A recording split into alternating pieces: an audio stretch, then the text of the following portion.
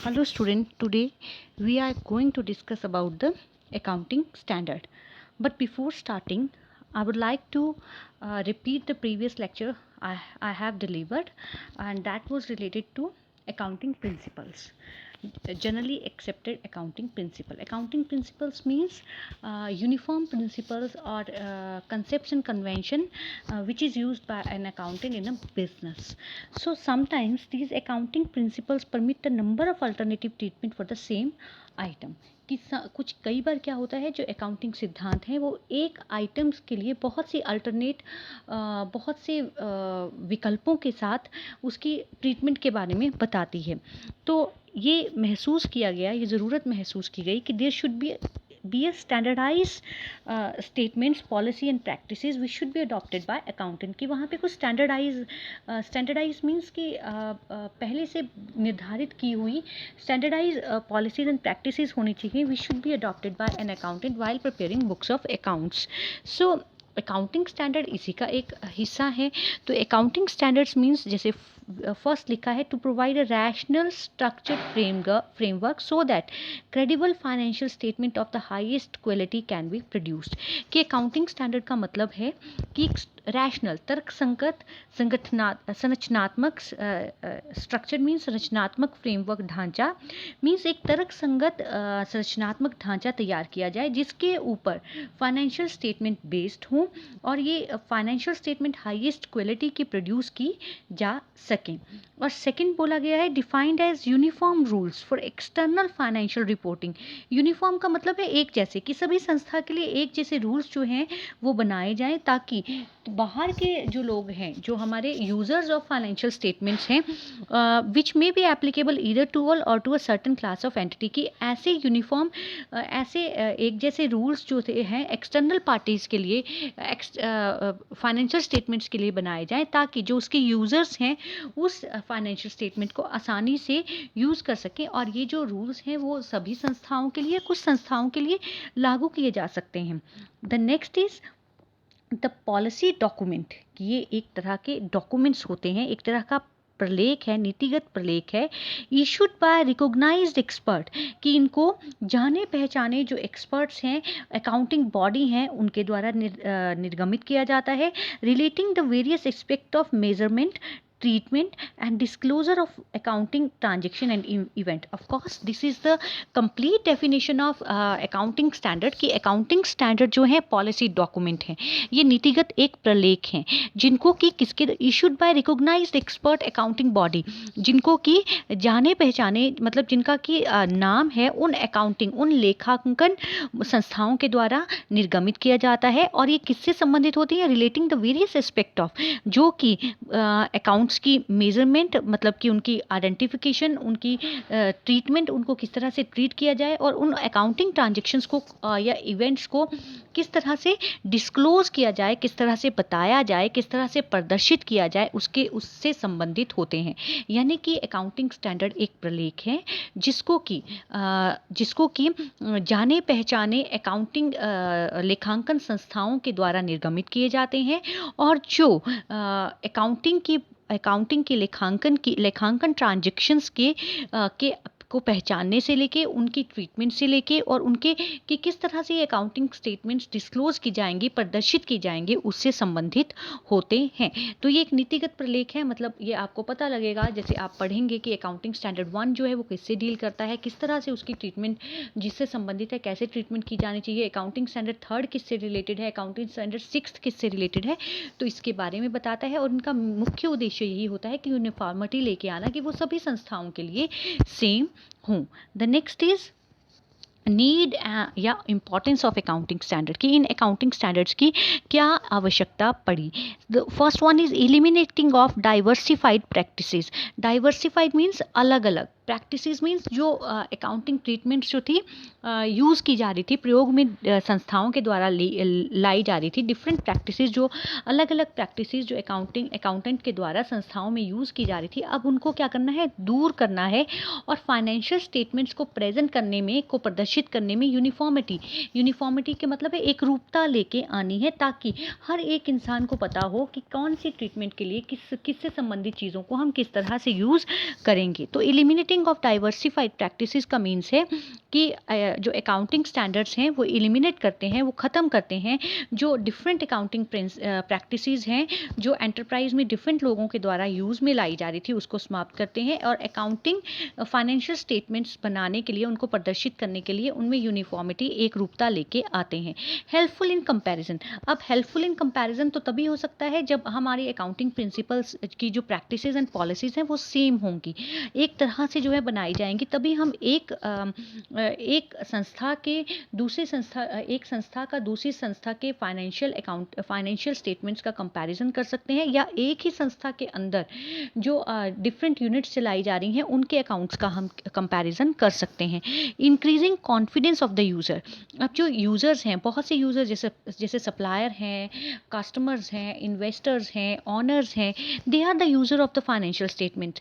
तो उनको जनरली जब आप अकाउंटिंग स्टैंडर्ड्स, एक तरह की अकाउंटिंग स्टैंडर्ड्स बनाए जाते हैं और उन अकाउंटिंग स्टैंडर्ड्स के अकॉर्डिंगली फाइनेंशियल स्टेटमेंट्स को तैयार किया जाता है, तो ये जो कॉन्फिडेंस है जो इनके यूज़र्स हैं फाइनेंशियल स्टेटमेंट्स में, उनका कॉन्फिडेंस रेज होता है, क्योंकि ये उनको यकीन होता है कि ये जो भी फाइनेंशियल स्टेटमेंट है वो विश्वसनीय है, वो रिलायबल है, रेलिवेंट है, अंडरस्टैंडेबल है एंड कंपेरेबल है। मीन्स कि उनको पता है कि ये अकॉर्डिंग टू अकाउंटिंग स्टैंडर्ड्स बनाई गई हैं और उनका ये जितना भी उनको बनाया गया है अकाउंटिंग स्टैंडर्ड के अकॉर्डिंगली वो विश्वसनीय होंगे, रिलायबल होंगे, उन पे विश्वास किया जा सकता है, कंपेरेबल, एक दूसरे से उनका कंपैरिजन कर सकते हैं। The next is prevention of accounting scandals, कि अगर आपके पास डिफरेंट प्रैक्टिसेस यूज़ की जा रही हैं, डिफरेंट डाइवर्सिफाइड प्रैक्टिसेस यूज़ की जा रही हैं, तो अकाउंटिंग स्कैंडल्स होने के ज़्यादा चांसेस होते हैं, मतलब घपलेबाजी होने के ज़्यादा संभावनाएं रहती हैं। लेकिन और घपलेबाजी अगर होगी तो बिज़नेस जो है बंद किया जा सकता है, लेकिन अगर आप स्टैंडर्डाइज अकाउंटिंग प्रैक्टिसेस और पॉलिसीज़ को यूज़ करते हैं तो वो आपको अकाउंटिंग स्कैंडल को ख़त्म करने में, उनके प्रिवेंट करने में सहायता करते हैं। The next one is uniform and standard presentation of account, की यूनिफॉर्म मीन्स एक रूपता लाए हुए, और जो स्टैंडर्ड प्रेजेंटेशन मीन्स कि जो आपको बताया गया है। अब जैसे कैश फ्लो स्टेटमेंट है, आपने कैश फ्लो स्टेटमेंट पढ़ा है, और कैश फ्लो स्टेटमेंट भी अकाउंटिंग स्टैंडर्ड के अकॉर्डिंगली बनाई जाती है। और कैश फ्लो स्टेटमेंट में सबसे पहले हम ऑपरेटिंग एक्टिविटीज़ को कैलकुलेट करते हैं, then investing activity and last is financing activities. तो इसका एक प्रारूप है and you have to follow that प्रारूप in order to make your statements. इसी तरह अगर आप बैंकिंग के अकाउंट्स तैयार कर रहे हो तो उसमें डिफरेंट शेड्यूल्स बनाए जाते हैं, और उन शेड्यूल्स को, और डिफरेंट शेड्यूल्स बनाने के बाद आपको प्रॉफिट एंड लॉस कैलकुलेट करना है, और डिफरेंट शेड्यूल से ही आपको बैलेंस शीट बनानी पड़ती है। तो आपको पता है उसका प्रारूप जो है वो स्टैंडर्डाइज किया गया है, और स्टैंडर्डाइज प्रारूप को आपको फॉलो करके उसके अकाउंट्स बनाने पड़ते हैं।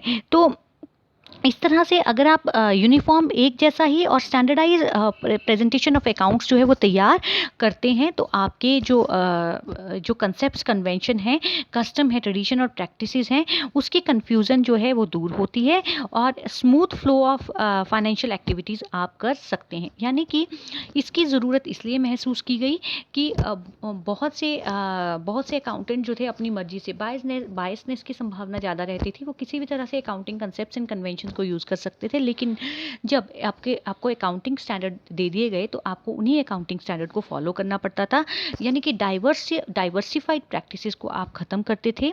आप जब एक ही स्टैंडर्ड को फॉलो करते हो तो आपके अकाउंट्स जो है अच्छे से कंपेयर किए जा सकते हैं, जो यूज़र्स हैं उनमें कॉन्फिडेंस आता है कि आपके द्वारा तैयार की गई फाइनेंशियल स्टेटमेंट जो है रिलायबल हैं, कंपेरेबल हैं और रेलेवेंट हैं। इसी के साथ साथ अकाउंटिंग स्कैंडल्स जो हैं, जो अकाउंटिंग स्कैंडल्स हो रहे हैं उनको आप ख़त्म कर सकते हैं, और आपके जो प्रेजेंटेशन ऑफ अकाउंट्स हैं वो स्टैंडर्डाइज होते हैं। जैसे मैंने आपको भी कैश फ्लो स्टेटमेंट का एग्जांपल दिया कि कैश फ्लो स्टेटमेंट्स का आप यूनिफॉर्म और उनकी स्टैंडर्ड प्रेजेंटेशन ऑफ अकाउंट्स को तैयार कर सकते हैं। The next one is emergence of accounting standard in India, कि इंडिया में कब ये यहाँ ऑफ की जगह इन आएगा, इन इंडिया, कि भारत में ये अकाउंटिंग स्टैंडर्ड्स कब से लागू किए गए। तो यहाँ पे institute of chartered accountant of India है और वही इन अकाउंटिंग स्टैंडर्ड से डील करता है। तो 22 अप्रैल 1977 को अकाउंटिंग स्टैंडर्ड बोर्ड की स्थापना की गई। 22 अप्रैल 1977 को हमारे देश में, भारत में अकाउंटिंग स्टैंडर्ड बोर्ड की स्थापना की गई। और ये जो बोर्ड है उसके मेंबर्स कौन कौन थे? उनके मेंबर्स जो थे प्रसिद्ध चार्टर्ड अकाउंटेंट थे, और जो मेंबर्स थे वो उद्योगों से संबंधित थे, कंपनी लॉ बोर्ड से संबंधित थे, central board of direct taxes थे और बैंक से संबंधित थे। और अकाउंटिंग स्टैंडर्ड बोर्ड के जो फंक्शंस रहे वो किस तरह से रहे कि जैसे पहले कहा है कि to formulate accounting standard on different topics, कि उन्होंने अलग अलग विषयों से संबंधित अकाउंटिंग स्टैंडर्ड जो थे वो बनाए। और उसको बनाते हुए उन्होंने बहुत से लॉज को ध्यान में रखा कि related law of land, law of customer, usages, business environment, की बिजनेस इन्वायरमेंट का मतलब है कि पॉलिटिकल इन्वायरमेंट किस तरह से, इकोनॉमिक इन्वायरमेंट किस तरह से है, उन सब इन्वायरमेंट को ध्यान में रख के उन्होंने डिफरेंट विषयों पर अकाउंटिंग स्टैंडर्ड को तैयार किया। और it is also required to give due consideration to international accounting standard, और इसके साथ साथ इंटरनेशनल अकाउंटिंग स्टैंडर्ड्स जो थे वो भी बनाए गए हैं, मतलब अंतर्राष्ट्रीय स्तर पर भी इंटरनेशनल अकाउंटिंग स्टैंडर्ड्स जो थे वो बनाए गए थे। तो इन लोगों के द्वारा, जो अकाउंटिंग स्टैंडर्ड बोर्ड का गठन जिन्होंने किया था, उनके द्वारा इंटरनेशनल अकाउंटिंग स्टैंडर्ड्स को भी ध्यान में रखते हुए डिफरेंट अलग अलग विषयों पर अकाउंटिंग स्टैंडर्ड्स को तैयार किया गया। फिर to propagate the accounting standards and to persuade the concerned party to, अब इन अकाउंटिंग स्टैंडर्ड्स को प्रोपोगेट करना था, लोगों तक पहुंचाना था, और लोगों को जो भी इसके यूज़र्स थे उनको ये बताना था, उनको परसू करना था, उनको मोटिवेट करना था कि इनको अडॉप्ट करें, ताकि आप फाइनेंशियल स्टेटमेंट्स को बनाने और उनको बनाकर और उनको प्रेजेंट करने में, उनका प्रस्तुतिकरण में इन स्टैंडर्ड्स को यूज़ करें। To issue guidance notes on accounting standards, मतलब कि बहुत से गाइडेंस नोट्स जो थे अकाउंटिंग स्टैंडर्ड से संबंधित थे वो देने हैं, और उनके संबंधित में क्लैरिफिकेशन भी देनी है। जो डिफरेंट इश्यूज अराइज होंगे उनसे संबंधित में उनको क्लैरिफिकेशन देनी है। और अगला था to review the accounting standard in the context of change circumstances at a periodical interval, कि अकाउंटिंग स्टैंडर्ड्स को बदलते वातावरण के संदर्भ में उनको अकाउंटिंग स्टैंडर्ड्स को रिव्यू करना है, दोबारा से उनके लिए फाइंड आउट करना है। तो emergency of accounting standard of India, मतलब कि उनकी स्थापना कब की गई?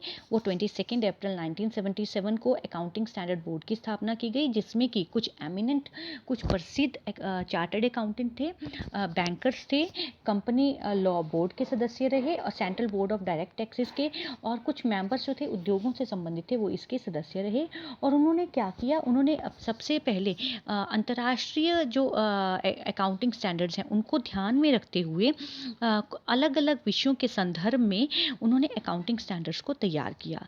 अब उनको तैयार करने के पश्चात उन्होंने अकाउंटिंग स्टैंडर्ड्स को लोगों तक पहुंचाया, और उन्हें परसू किया, उन्हें मोटिवेट किया कि आप अपने फाइनेंशियल अकाउंट्स बनाते हुए और फाइनेंशियल स्टेटमेंट को प्रस्तुतिकरण करते हुए इनको इस्तेमाल करें। उसके साथ साथ उन्होंने कुछ गाइडेंस नोट्स जो थे अकाउंटिंग स्टैंडर्ड्स के संबंध में दिए, और क्लैरिफिकेशन जो थे डिफरेंट इश्यूज पर देते रहे। इसके साथ साथ उन्होंने बदलते व्यावसायिक वातावरण के संदर्भ में उन्होंने इन अकाउंटिंग स्टैंडर्ड्स को रिव्यू भी किया, दोबारा से उसको देखा।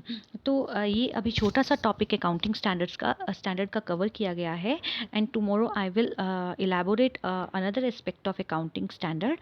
So thank you very much.